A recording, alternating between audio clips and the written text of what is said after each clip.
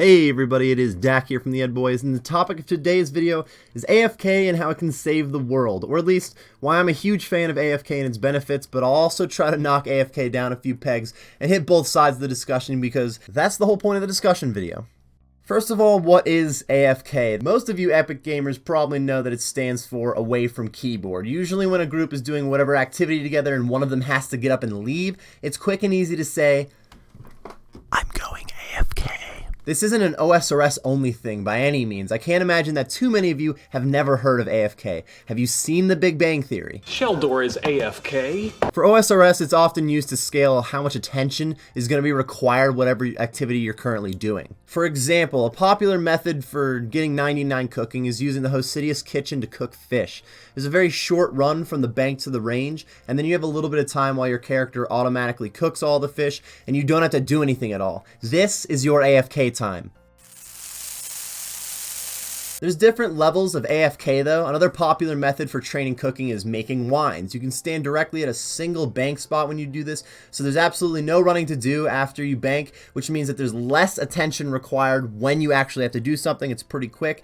But overall, you make an inventory of wines faster than you cook an inventory of fish. So that means you have to look back at the screen more often. It's not as easy to do something like maybe you ordered some food and you have to go pick it up at the door. Now you gotta run away from the computer for a minute. It shouldn't be extremely often that you have to get up and leave your computer while you're gaming, but occasionally if you do and you don't waste any XP, that's kind of nice.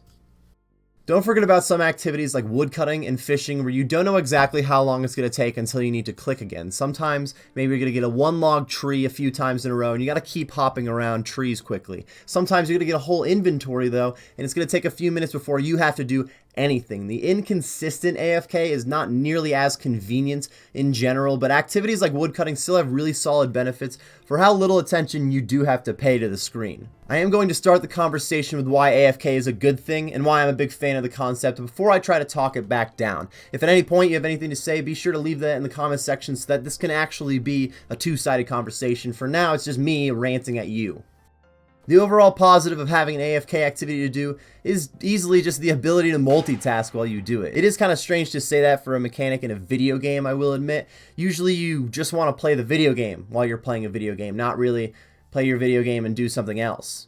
This can be multitasking on many different levels though, and that's really why I love it so much. I'm too high wired all around. I like to be dabbling in multiple things at a time. I usually have something I need to be doing, so having AFK content to do and still make some gains is kind of nice. At its lowest level, AFK time is perfect for just catching up on your favorite Netflix series that you're supposed to be binging. You can check in on your favorite streamers, see how they've been doing lately, or you could even be watching this video currently and AFKing something so that you're not wasting any XP. Lots of folks enjoy having a show or a podcast just going on in the background while they play, and having an AFK activity to do that kind of makes it a little more chill, and maybe you can pay a little more attention to what you're watching.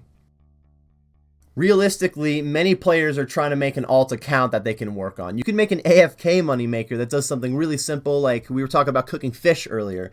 You could also make a gargoyle alt, which is a pretty popular option. It's a little bit more high requirement, but it makes a lot more money and it's still fairly AFK. So you could be AFKing on this alt moneymaker you've made, and you could also be doing something on your main like questing or some higher level PVM. You could even AFK on both accounts and then stay caught up with whatever your favorite show is. What do you guys watch? Game of Thrones? It's Always Sunny in Philadelphia? You're probably not into Big Bang Theory, huh? I could already tell that previous joke did not land.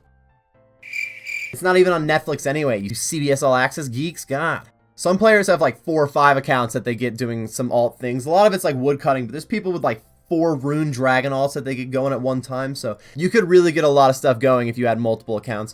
But at the same time, you could just play your one main, you don't have to. AFKing in my account was most beneficial for me on my main while I was trying to get through school. I started OSRS during my freshman year of college, and I ended up maxing the account just before I graduated. Cool story, nerd, am I right? Homework life was always busy through school, and the amount of hours that you need to put in for maxing an account combined with that meant I probably had zero social life, but don't worry, I got out of the house occasionally, and the main reason that I really had any chance to put all those hours in was because of AFK activities. Some of those long skills like mining, I could chill at the Motherlode mine even though it was still a really slow cape, and runecrafting, it was totally saved when they added Zaya, which is fairly AFK to mine the essence. But not every skill was super AFK. The non-AFK methods tend to be a lot faster though, so when I actually had time to play the game, I could sit down and go through the click intensive stuff and get that done as quickly as possible. Then the hours of homework that always piled up, I made sure to do those AFK slow skills along the way and got the stuff done. Hell, in fact, I guarantee that if I had OSRS mobile in class, I likely would have been AFKing something like fishing or cooking, at least trying to get XP towards my cape. OSRS mobile's been very convenient, but kids, you probably shouldn't play video games in class.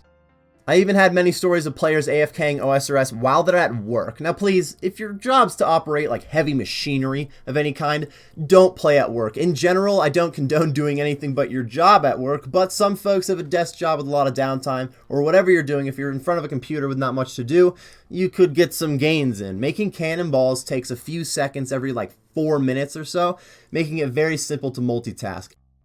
Hell, Fox used to get Zulra in while he was at work. He wouldn't get that many kills, but he worked more a customer service counter job than a desk job, and if he needed to help somebody, he would just get up and walk away. Probably let himself die at Zulra, but you get your stuff back for free, and I don't know, maybe he got lucky sometimes and finished off the kill by himself. Clearly, Zulra isn't super AFK, but if you're at your computer working on something in general, there's a lot of AFK options out there that could keep your gains going if you wanted to.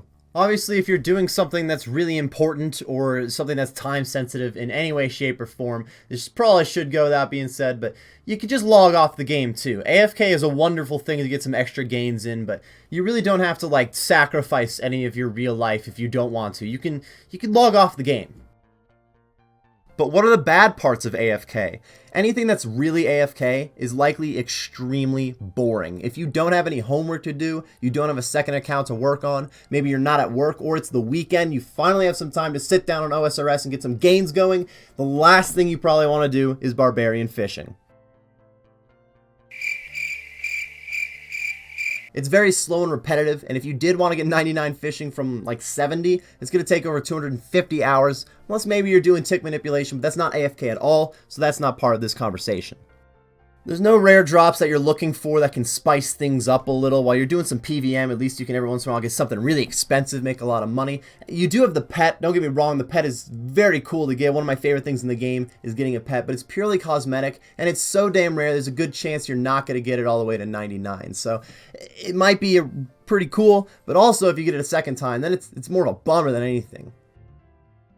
It's really not a lot of fun to watch your character at the nightmare zone for 10 hours in the day and then realize you have to do that for weeks to get 99 in each of your combat stats. I would even say it could be considered a really bad game mechanic if you have to have something else going on to occupy yourself while you play the game. The game should be fun enough that all you gotta do is play that game, you're having a great time. The point of a video game is not to like click once, then do nothing for 5 minutes, but not everything in OSRS is AFK. You also have many click-intensive choices for your regular gains to get yourself to the end game goals that you're going for a little bit faster. High-level PVM can be very exciting with high money-making potential, and there's a lot of different bosses out there to fight. But it takes some grinding to get your account to the point that you can do it, and AFK might be able to help you out with that over time. The point of a video game is quite clearly not to just click a single time and then wait for like 5 minutes, and then when you come back we have to click like 2 or 3 times, wait another 5 minutes. If you did this for like an hour, most people would stop playing whatever game they're playing. That's really boring. With RuneScape sometimes you have to do this for weeks, so yes, it's kind of ridiculous and pretty boring, but not everything in RuneScape is AFK. There's a lot of click-intensive methods out there that can get you faster XP rates or overall faster cash even, and if you're trying to get to some end game goals, using those click-intensive methods could get you there faster. Eventually, high-level PVM can be very exciting with high money-making potential, and there's a lot of different bosses out there to fight with a lot of different mechanics, but it does take a lot of grinding to get your account to that point. If you want to do it, maybe AFK is going to help you out a little bit in the long run. By itself, AFK is pretty useless and stupid gameplay, but there's no doubt that maybe for some side gains, it has its benefits. For my last note about AFK, I just have a simple question. Overall, when should I AFK and when should I not AFK? In general, it's better for your account if you spend as little time AFKing as possible while you're logged in, and instead using the more click-intensive methods that give better XP rates or even make more money. That way you're going to be getting higher levels and you get more money to spend in less game time, obviously, but not everybody has a lot of time in the day to be doing the more click-intensive methods. My example has always been deciding between training your combat stats at the Nightmare Zone or doing it through Slayer. In general, Slayer is a way better option. You're going to make a lot more money, and in the long run, if you're going to try to get 99 Slayer anyways, then you're going to save time by doing it all at the same time. Not everybody always has the time to do Slayer though, and Nightmare Zone is one of the most AFK activities in the game.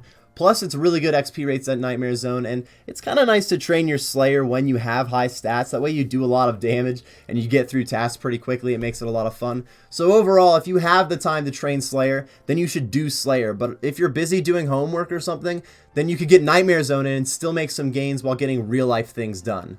I've said similar things about making money in general. You're better off making a little bit less money on a slower method than not making any money at all because you don't have the time for the fast method right now.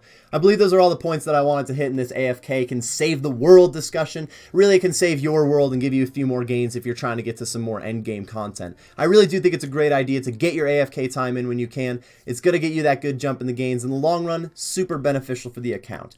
Continue the conversation below with your opinions on what your favorite AFK methods are in the game, or maybe some of your least favorite AFK traps that you wish were never added. If you enjoyed the video or you got some useful information, be sure to leave a like and subscribe for more content. Thanks for watching, everybody, and best of luck with your AFK grind.